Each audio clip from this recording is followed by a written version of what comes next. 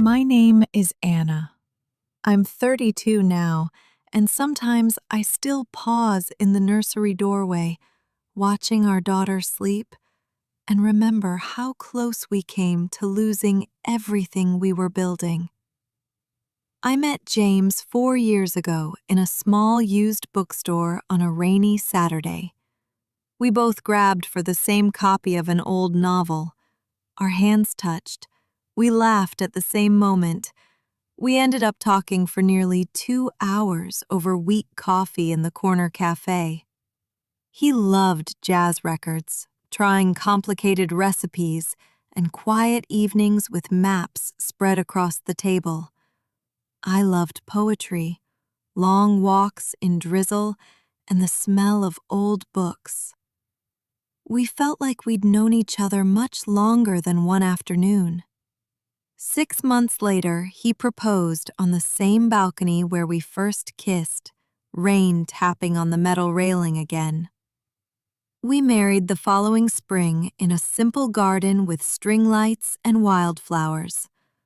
For almost 2 years, life felt gentle. Kitchen dances at midnight, silly arguments about nothing important, weekend drives to nowhere just to be together. Then his father, Richard, started coming closer. Richard was a retired military man, disciplined, certain he knew best. At first his visits seemed helpful. He'd drop by with a tool or two, point out small fixes in our fixer-upper house. We thanked him. James always said, "He means well." But the drop-ins became frequent. Twice a week, then more. He rearranged our garage without asking. He threw away half my spices because they were old. He criticized every unfinished corner. Each time I felt smaller in my own home. James would defend me quietly, but never strongly enough to stop it. I began feeling like a visitor in the place we were supposed to call ours. Small arguments started. Why was I so touchy? Why didn't I appreciate his father's experience? One evening, Richard announced over dinner, uninvited again, that we should move closer to him when the grandchildren come. I hadn't told James yet that the pregnancy test that morning was positive. I sat silent, fork frozen. Later that night, I showed James the result. He held me tight, tears in his eyes. We decided to wait before telling anyone. Richard kept pressing. Better house, stricter plans, more structure. Every word felt heavier. One night, I finally said it aloud. "James, I feel invisible here. Our home, our life, it's becoming his instead of ours." James sighed. "He's old-fashioned. He doesn't mean harm." I asked the question I'd held inside too long. "Will you ever tell him enough is enough?" The silence that followed cut deeper than any argument. The real breaking point came one February evening. I was 6 months pregnant, tired, swollen, aching every day. Richard arrived without warning again.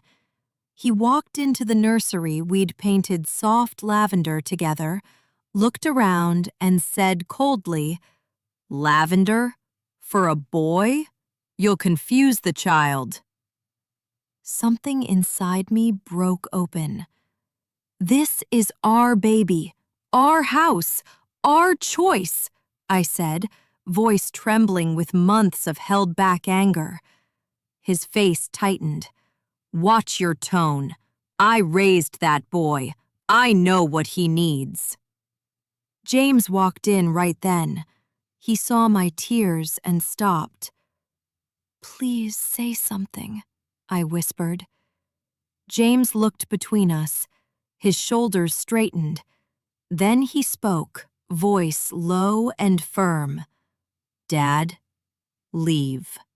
Now. Richard blinked in shock. What did you say? This is our home, our family.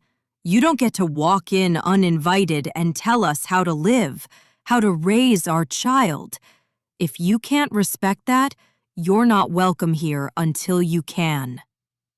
Richard's face went red, then pale. You're choosing her over me? Your own father? James stepped beside me, arm around my shoulders. I'm choosing my wife, my daughter, the family we're starting. Yes. Richard stared a long moment, then turned and left. The door closed softly behind him. James turned to me at once. I'm so sorry. I should have stopped this long ago. I cried against his chest, relief washing over me like warm water. After that night, James changed. He said no to surprise visits, no to unwanted advice, no to control. We finished the nursery together, laughing over paint on our hands. We chose names side by side.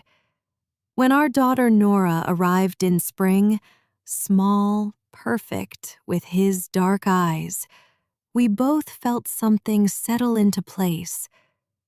Richard stayed away 3 months. Then a handmade wooden rocking horse appeared on our porch. No card. James called him. They talked a long time. Richard's voice sounded small. I was afraid you wouldn't need me anymore.